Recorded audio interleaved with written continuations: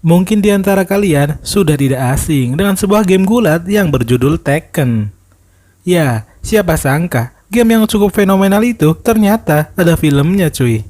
Di segmen NTS Rewatch kali ini, kita akan mereview film Tekken Blood Vengeance. Pastinya di film ini tidak menampilkan semua karakter Tekken yang ada di game ya bosku. Ya iyalah Bagong, kalau dimasukin semua namanya bukan film layar lebar, tapi layar lebar.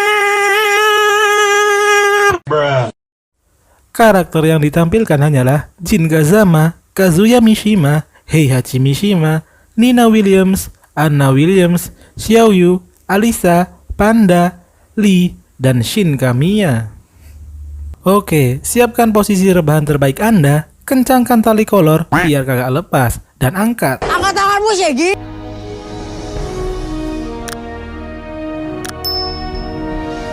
Adegan film diawali dari tabrakan antara truk dan sepeda motor yang dikendarai oleh cewek bernama Nina. Dan truk itu dikendarai oleh Anna, yang mana ia adik kandung dari Nina cuy.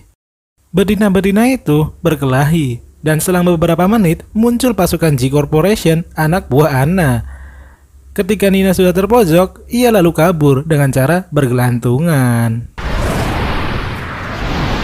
Pasukan G Corp bermaksud mengejar Nina, namun dicegah oleh Anna karena menurutnya misi ini sudah selesai karena ini semua hanya pancingan agar bos Nina, Jin Kazama dari Mishima Zaibatsu mulai bergerak. Dua saudari yang membela dua pihak yang berbeda. Di markas G Corp, Anna memberitahu bosnya, Kazuya, tentang seorang target yang mereka cari selama ini. Yang mana ternyata ia masih SMU di sebuah sekolah di Kyoto, Jepang. Dan ia akan menyuruh seseorang untuk mematai si target itu. Scene beralih ke Jepang, di mana ada seorang gadis SMU yang sedang buru-buru berangkat sekolah, dan ia menaiki seekor panda. Sampai di sekolah, ia ditegur oleh guru penjas dan disuruh menghadap ke ruangan kepala sekolah. Gadis SMU itu bernama Xiaoyu. Ya, merek celana dalam. Di ruang kepala sekolah, ternyata ada Anna yang mensabotase. Ia menyuruh paksa Xiaoyu untuk pindah ke SMU Kyoto untuk mematai target dari G Corp dan rivalnya, Mishima Zaibatsu. Bocah SMU tampan yang di Kyoto itu bernama Shin Kamiya. Dengan sangat terpaksa, Xiaoyu mengiyakan dan ia pun pindah ke salah satu sekolah elit di Kyoto, Jepang. Di hari pertamanya ia sekolah, ia berkenalan dengan guru Lee. Tapi itu kelasnya kosong dong. Iya, karena di hari itu semua murid sedang sibuk karena ada pekan festival tahunan. Ketika Xiaoyu sedang berjalan-jalan di area sekolah, ia bertabrakan dengan seorang cewek dan cewek itu bernama Alisa. Selepas itu, Xiaoyu melihat ada seorang cowok yang jatuh dari atas gedung dan dengan sergap ia menolongnya. Bukannya terima kasih, si cowok itu malah cuek dan meninggalkan Xiaoyu begitu saja. Alisa memberitahu bahwa ia adalah Shin Kamiya yang sebenarnya udah 2 kali mencoba menjatuhkan diri dari atas gedung sekolah. Malam harinya, Xiaoyu menyelinap masuk ke asrama cowok untuk mematai Shin. Di ruangan itu, ia terkejut melihat foto Shin yang ternyata pernah bersekolah di Mishima. Di situ juga terlihat, ternyata Shin pernah berteman dengan Jin Kazama. Dan di balik bingkai itu, terselip sebuah foto Shin yang seperti memakai baju operasi dan dikalungkan sebuah tulisan 78M. Ia kemudian menyelinap ke kamar mandi yang ternyata ada Shin yang sedang mandi. Dengan diam-diam ternyata Alisa juga ikut mengintai mematai Shin. Ada-ada aja ulah betina-betina ini. Mereka lalu pergi dan sebenarnya Shin mengetahui gerak-gerik mereka selama ini. Xiaoyu lalu menanyakan mengapa Alisa mengintip juga. Alisa menjawab bahwa ia lebih dari sekedar mengintip dan mematai Shin. Malah ia mengaku menyukai Shin. Alisa berbalik bertanya kepada Xiaoyu mengapa ia mengintip Shin. Xiaoyu menyembunyikan maksudnya. Ia mengatakan ia juga menyukai Shin. Si Alisa malah senang karena ia mempunyai saingan. Di sebuah tempat, Anna datang untuk menanyakan hasil dari memata-matai Shin. Di situ juga Anna memberitahu tentang sebuah kejadian murid yang hilang massal di sebuah kelas di sekolah Mishima. Dalam tragedi itu tidak ada kejelasan yang pasti, bahkan kasusnya dibiarkan begitu saja. Akan tetapi ada satu murid yang selamat dari kejadian itu. Ya, dia adalah Shin Kayama. karena dikatakan ia memiliki sel abadi dalam tubuhnya. Makanya G-Corp dan Mishima Zaibatsu berebut untuk mendapatkan Shin Kayama. Di suatu momen, tiba-tiba Alisa error dan menyerang Xiaoyu, yang ternyata Alisa adalah robot manusia suruhan Nina dari Mishima Zaibatsu untuk mematai Shin juga. Xiaoyu terjatuh oleh Alisa, dan Alisa pun pergi. Xiaoyu termenung dan merasa keheranan dengan perubahan Alisa ini. Xiaoyu disuruh oleh Anna untuk menghabisi si robot manusia itu, dan mereka pun berkelahi. Xiaoyu menendang kepala Alisa hingga copot, dan kepala itu jatuh di tangannya. Lalu kepala itu meledak, cuy.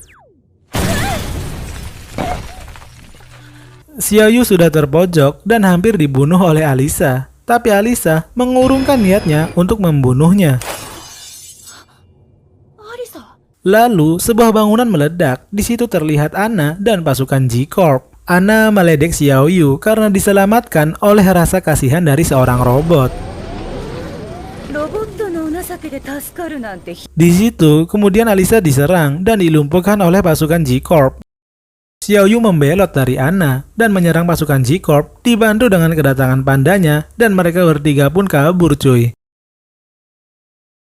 Mereka kabur dan sembunyi di hutan. Tiba-tiba datang Guru Li yang sedang lari malam dan menawarkan mereka menginap di tempatnya. Uhuy. Di tempatnya Guru Li, Xiaoyu mengobati dan memperbaiki Alisa yang terkena serangan G-Corp pada waktu itu. Xiaoyu dan Alisa lalu menyelinap ke sekolah Mishima untuk memperdalam kasus hilangnya semua murid itu. Ia memasuki ruangan rahasia di bawah tanah sekolah. Mereka menemukan ruangan seperti sebuah penelitian rekayasa genetika sama seperti fotonya Shin.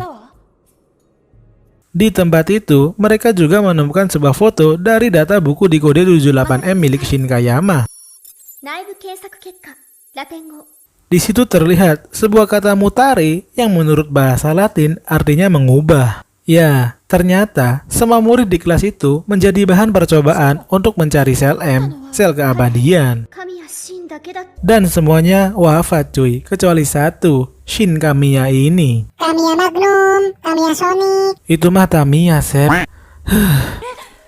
Di buku itu juga terlihat bahwa semua perbuatan itu adalah ulah Heihachi.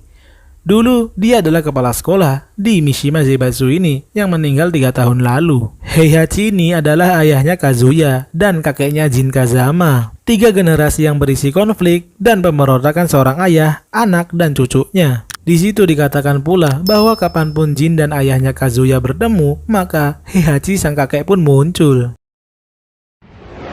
Singkat film, Xiaoyu dan Anna menemukan tempat di mana Shin sekarang berada. Dia berada di Puri Kyoto. Mereka lalu bergegas ke tempat itu. Dan benar saja, Shin ada di tempat itu. Shin ternyata memang memancing kedua belah pihak antara G-Corp dan Mishima Zaibatsu untuk mempertemukan kedua pemimpin mereka, Kazuya dan Jin Kazama.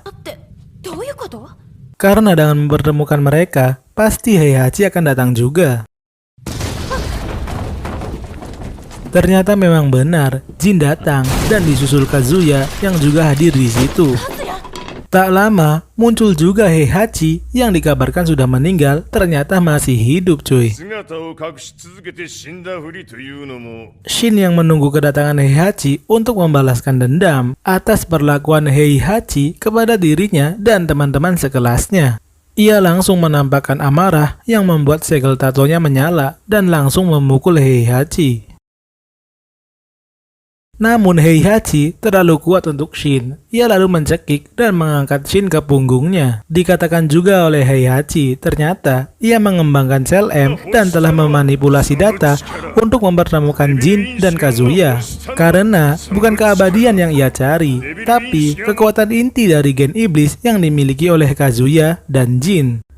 Seketika itu, Shin dilemparkan ke atas dan dibantingkan ke punggungnya yang membuat Shin sekarat. Dan perlahan segel tatonya meredup hilang bersamaan dengan nafas terakhirnya. Jin lalu marah besar melihat temannya mati dan berkata bahwa keluarga ini adalah keluarga kutukan yang selalu membuat pertumpahan darah. Ia mendekati Heihachi. Xiaoyu mencoba mencegahnya dan mengatakan jangan sampai kebencian mengubahmu menjadi monster. Jin tidak peduli karena ia memang monster.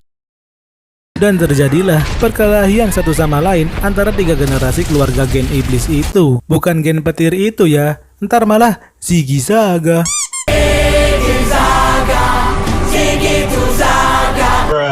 Singkat film, Jin berhasil melakukan pukulan yang membuat Heihachi terpental jatuh ke dasar puri Kyoto.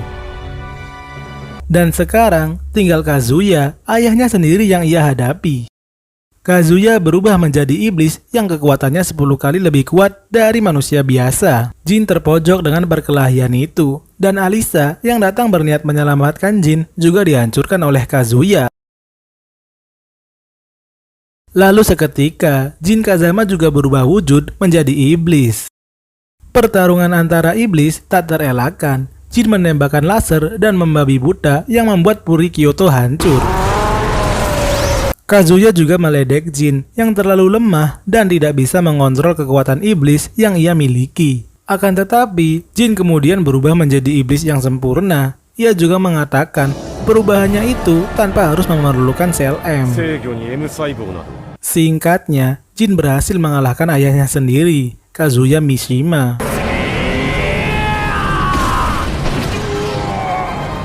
Jin lalu mendatangi Xiaoyu dan Alisa, tapi kemudian roh Kyoto dibangkitkan oleh Heihachi yang ternyata masih hidup dan membuat semua pohon di puri itu menjadi Mokujin. Mereka semua kemudian bergabung dan menjadi monster raksasa yang dikendalikan oleh Heihachi di dalamnya. Jin Kazama dan monster yang dikendalikan Heihachi itu bertarung sengit.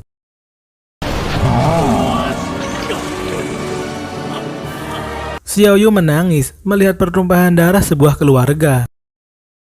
Dan air matanya jatuh membasahi Alisa yang berada di bawah pangkuannya. Air mata itu mengakibatkan Alisa terbangun dan aktif kembali. Memang konyol sih. Ya namanya juga film cuy, kudu dimaklumin. Alisa yang sudah aktif lalu menembakkan roket super dengan kedua tangannya tepat ke arah Heihachi. Disusul tembakan laser yang dilakukan oleh Jin ke arah kakeknya itu yang membuat Heihachi tewas. Jin lalu mendatangi Alisa dan Xiaoyu. Ia juga berkata bahwa suatu hari kau akan datang dan mengalahkanku. Ia juga akan menunggu momen itu. Kemudian dia terbang pergi dan film pun berakhir. Ya begitulah alur dari film Tekken Blood Vengeance. Menurut saya film ini cukup menarik ya, tentang sebuah konflik keluarga yang mana sedikit mirip seperti keluarga Uchiha dari serial Naruto. Mohon maaf untuk segala kurang dan lebihnya, baik itu kekeliruan penyampaian ataupun yang lainnya. Jangan lupa like, share, dan subscribe agar tak ketinggalan di updatean terbaru dari kami. Sekian dari NTS ID, terima kasih untuk yang sudah menonton.